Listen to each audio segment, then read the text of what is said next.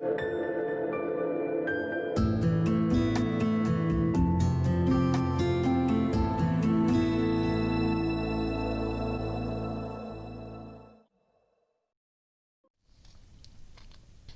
to my class. Dear student, today we are going to learn 9th class poem 2.4. Please listen. This is a poem by an unknown author. The speaker of the poem seems to be a teenager. She or he could be talking to her or his parents. The whole poem is a plea for need to be heard and understood. The speaker does not need help or advice. He or she wants a patient listener who hears him out.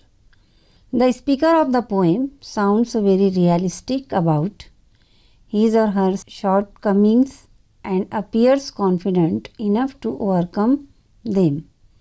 Moreover, the speaker wants to sort out her or his problems, herself or himself. Dear students, सबसे पहले हम notice करेंगे title पर।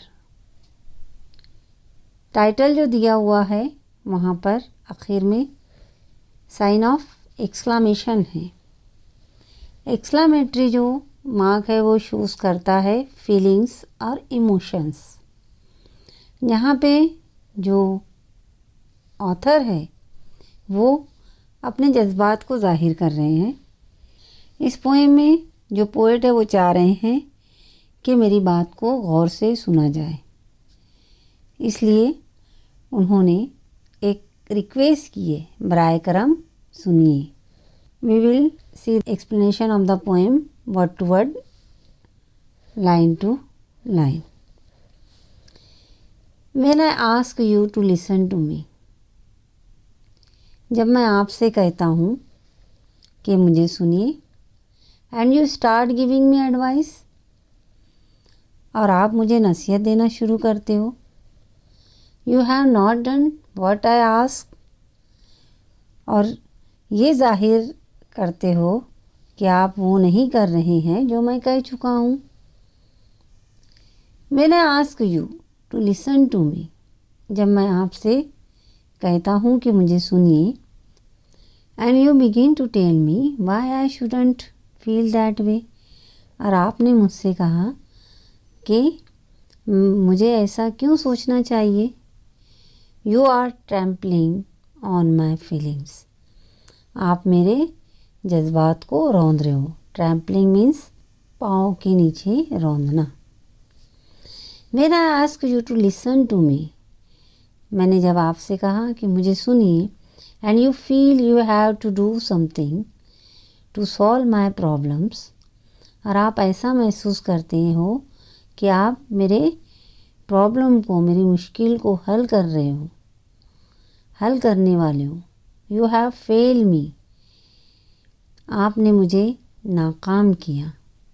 Strange as that may सीम, मुझे ऐसा अजीब महसूस होता है। Listen, all I ask is that you listen, सुनिए, मैं जो कुछ आपसे कहता हूँ आप सुनिए। डोंट टू टॉक और डू, जस्ट हियर मी, सिर्फ मुझे सुनिए, यानी आप ना कोई वजाहत दीजिए और ना ही कुछ करिए, सिर्फ जो मैं कहता हूँ मुझे सुनिए। Advice is cheap, 20 cents will get you both Dear Abby and Billy Graham in the same newspaper. Advice जो है, नसीहत बहुत सस्ती है, कहीं भी मिल जाती है हमें।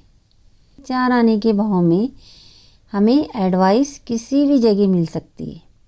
यहाँ पे ख़ास तौर पर स्पेसिफाई किया है एबी और बिली ग्राहम को। जनरली जो न्यूज़पेपर होते हैं उसमें एक कॉलम होता है जहाँ पर लोग अपने प्रॉब्लम को या अपने सवालात को वहाँ दर्ज करते हैं और जो कॉलमिस्ट होते हैं वो उनके जवाब देते हैं। तो वो जो जवाब देते हैं, जो नसीहतें होती हैं, वो टकासेर होती है, बहुत सस्ती होती है। इस लाइन में इस तरफ इशारा किया गया है। And I can do for my self, I am not helpless, may be discouraged and faltering but not helpless. मैं अपने लिए कर सकता हूँ, मैं मजबूर नहीं हूँ। हो सकता है कभी मेरी हिम्मत पस्त हो जाए या मैं लड़खड़ा जाऊँ। फॉल्टरिंग का मतलब होता है हिचकिचाता हुआ, लेकिन यहाँ पे लड़खड़ा जाना।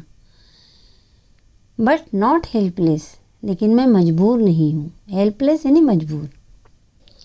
When you do something for me that I can and need to do for myself, जब आप मेरे लिए कुछ करते हैं जो मैं कर सकता हूँ या मुझे अपने लिए करना चाहिए, तो आप मेरी मदद नहीं करते। You contribute to my fear and inadequacy, आप सिर्फ मेरे मौजूदा खौफ को बढ़ा रहे हो। इनएडिक्वेसी का मतलब होता है इनसफिशिएंट, कमी या कोताही। फियर यानी खौफ, और कंट्रीब्यूट का मतलब होता है मदद करना। तो आप असल में क्या कर रहे हो, मेरे खौफ को बढ़ाने में मदद कर रहे हो और मेरे हौसले को कम कर रहे हो। But when you accept as a simple fact that I feel what I feel, लेकिन जब आप सिर्फ ये कबूल कर लेते हो कि मुझे वही महसूस होता है जो मैं महसूस करता हूँ, no matter how irrational, but when you accept as a simple fact, बड़ी सादी सच्चाई है।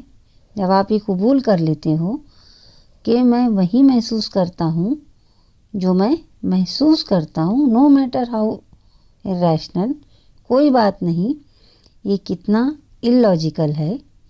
इरेशनल का मतलब होता है नामाकूल। Then I can stop trying to convince you and get about this business of understanding what's behind this irrational feeling. जब इस नामाकूल जज्बे के पीछे क्या है आप समझ जाओगे, तो मैं आपको कन्विंस करवाना यानी समझाना बंद कर दूंगा। समझाने की जो कोशिश है उसको मैं रोक सकता हूँ। And when that's clear the answers are obvious and I don't need advice, और ये वाज़ेह हो जाएगा कि जो जवाबात है वो जाहिर है। ऑब्वियस का मतलब होता है जाहिर होना, वाज़ेह होना, आया होना। एंड डोंट नीड एडवाइस, और मुझे किसी के एडवाइस की ज़रूरत नहीं होगी, किसी की नसीहत की ज़रूरत नहीं होगी। Irrational feelings make sense when we understand what's behind them. नामाकूल जज्बात, एहसासात समझ जाते हैं जब हम उसके पीछे क्या है वो समझ लेते हैं। Perhaps that's why prayer works sometimes for some people, शायद जो दुआ है वो कुछ लोगों के लिए कभी कभार कबूल हो जाती है, काम कर जाती है। बिकॉज गॉड इज़ म्यूट, क्योंकि जो खुदा है वो खामोश होता है। And he doesn't give advice, और वो हमें एडवाइस नहीं देता, नसीहत नहीं देता। और ट्राई टू फिक्स थिंग्स, और वो हमारे लिए मामलात को सही करने की कोशिश करता है, यानी हमारे दिल की बातों को जान लेता है और हमारे मामलात को सही करता है। God just listen and let's you work it out for your self. God सिर्फ सुनता है और तुम अपने काम अपने लिए करते हो। So please listen and just hear me, तो मेहरबानी करके बराए करम आप मुझे सुनिए और सिर्फ सुनिए। And if you want to talk, और अगर तुम बात करना चाहते हो, वेट अ मिनट, एक मिनट इंतज़ार कीजिए, फॉर योर टर्न, तुम्हारी अपनी बारी का। यहाँ पर जो पोएट है वह कहना चाह रहे हैं कि अगर तुम बात करना चाहते हो तो अपनी बारी का इंतज़ार करो। टर्न यानी बारी। And I will listen to you, और मैं तुमको सुनूंगा। Dear students, what do we learn from this poem? What is the central theme of this poem? The central idea or central theme of the poem is that need of a teenager to be heard patiently. हमें जो बच्चे teen age के होते हैं, यानी कि 12 से 18 साल की उम्र के, उनकी ज़रूरियात को हमें संजीदगी के साथ सुन लेना चाहिए। The poem also reflects on our habits of giving advice. जो पोएम है उसमें ये भी बताया जा रहा है कि हमारी जो आदतें होती हैं नसीहत देने की, उसको भी वो जाहिर कर रहा है। और offering help without hearing out the problems of teenagers fully. और हम क्या करते हैं, ज़रूरत से ज़्यादा नसीहतें दे देते हैं, साथ ही साथ जो टीनेजर्स के प्रॉब्लम है उनको पूरी तरह सुनते नहीं हैं, उसके पहले ही हम अपनी मदद को उनके लिए पेश कर देते हैं। तो यहाँ पर शायर हमसे मुखातिब होकर ये कहना चाह रहा है कि पहले उनकी पूरी बात को सुन लिया जाए, उनके प्रॉब्लम को सुन लिया जाए, फिर उस पर हम अपनी नसीहतें और अपनी मदद जो है वो निछावर करें। थैंक्स।